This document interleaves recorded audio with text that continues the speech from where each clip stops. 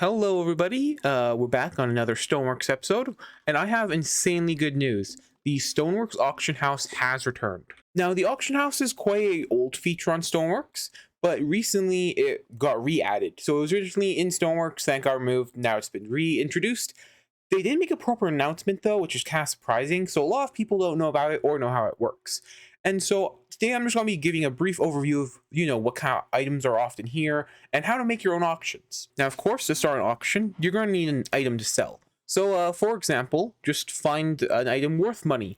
Right now, a lot of items that are worth a lot of money are custom weapons selling for 15k. It's not a bad price. It could be better, but stuff like this, the Underground Dweller sword, it's netherite sword, so those could sell for a little bit more. Stuff like this, where it says a diamond sword, that it's going to sell for a little cheaper. The reintroduction of the auction house has allowed for a lot of people to make a lot of money really easily, simply because they don't have to constantly try and sell items. So for simplicity, today we're just going to be using a netherite ingot to make an auction and do all that stuff with. Once you have an item, it's actually pretty easy to make an auction. All you have to do is type in the command /AH, and you'll have the little auction menu pop up. From here, you simply go to manage auctions. As you can see here, this is the auctions manager. I already have 2 items I'm currently trying to auction, but that's for later. Right now, we just want to go to manage auctions.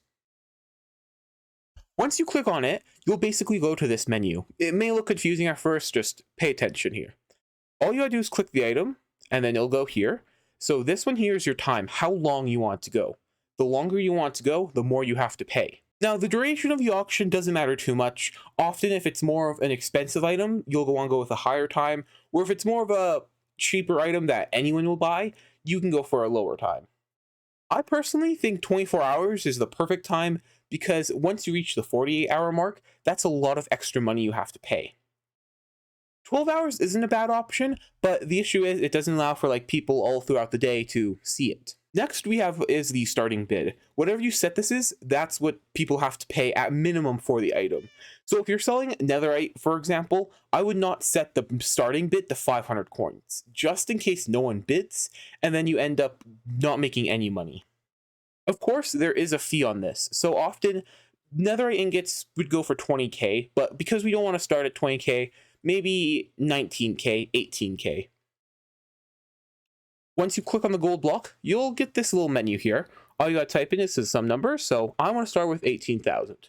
Now, as you see here, I have to pay a little bit of 5% tax. It's not bad. It could, it's annoying, but it is what it is. Now, before we create our auction, I should mention the bin. Basically, bin means buy it now. Switching to bin means anyone can buy your item right away. So instead of having to wait for the auction to end, you can just switch it to bin, and as soon as someone buys the product, then you make the money.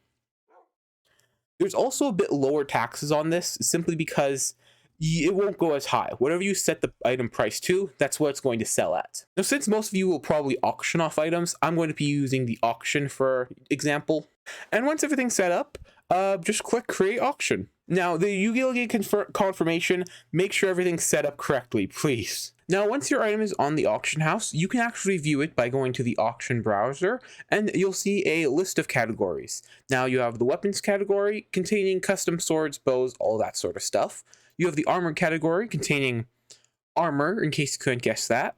You have the tools category, often containing tools, and it'll also contain name tags and more utility-related items. Under consumables, this is where you're going to have enchanted books, golden apples, tomes of undying, many other items, many custom brews, which are all really nice. Now, under the blocks category is where you're actually going to see a lot of shulker boxes, artifact-ish items, bedrock, and portal frames. Coincidentally enough, I actually bought one of these, and I do own an end portal frame. I'm hoping to collect 11 more. So yeah, you can find pretty cool stuff. Always check what's in the shulkers. I know a friend of mine saw a shulker for sale that was only for 400k, and it contained netherite gear in it, so that was a really good find. So yeah, always check what's in the barrels. Most of the time, yeah, it's gonna be pots and stuff. Sometimes there's a lot of mystery boxes. Always be careful purchasing mystery boxes. They can sometimes be good, and they can sometimes be very bad. And then in the others category, this is where you're gonna have a netherite, exp, spawn eggs of horses and stuff. More just less useful items, unless you need netherite. Now, there's actually sorting options, so you can go to show all, auctions only, bin only. So as I said before, if you only want to check out auctions, you can click it. If you want to buy items directly, you can check all of them out. We also have the highest bid, lowest bid, ending soon, and most bids. I personally always leave it on the ending soon. That way I can check what's ending soon, because a lot of the time the price is going to be really low. A lot of the times people will start the starting bid at a low price, and so if it doesn't get sold, then it'll sell for a really low price. So for example here, this netherite chest plate is 120k. Now that's actually smart. That's about the normal price of a netherite chest plate. But let's say if they listed it for only 2,000, just example, I would probably wait until it gets close to the end of the auction, and then I would bid on it if no one else bid. So you've put a bunch of items on the auction house. How do you see how they're doing? Well, you come to the manage auctions here. So it'll show your auctions have 0 bids totaling 0 coins. Of course, if you sell stuff, it will show here. You could also, check out the items you have. So for example, this one's still going. Technically, if you decide you accidentally priced it wrong or something, you could end the auction. Of course, there's a little fee for it so that people don't, flood the auction. And this isn't a bad idea. I don't mind all the fees. I know a lot of people complain. I think it's a good feature because it kind of regulates the auction house a bit more. Now, let's say your item sold or didn't sell. How do you get it back? Quite simple, really. You come back to the auctions manager and you'll see your auction here. It'll say expired or sold, and it'll say who it's sold to, and you just click it and collect your money or item, depending if it sells. So we've talked about the manage auctions, we've talked about the auction browser, but what about this one here? This one's pretty simple. It basically shows what you've bid on. So as you can see here, I've bid on 3 items, and right now I only hold the top for this one item. So if I want to bid on this item, I could again. And this item, the auction's actually ended, so I can get my small amount of money I bid back. Pretty nice. Now, this is deliveries. You probably won't see much here. This is basically stuff from admins. If an admin sent you money or something like that, I don't know. Just check it every once in a while. It's not too important. And so that should be the general basics of the auction house. Personally, a lot of people are against this feature. A lot more are for this feature. Simply, the reason people are against it is, say, it kind of ruins roleplay a little bit and going to a town and trading items.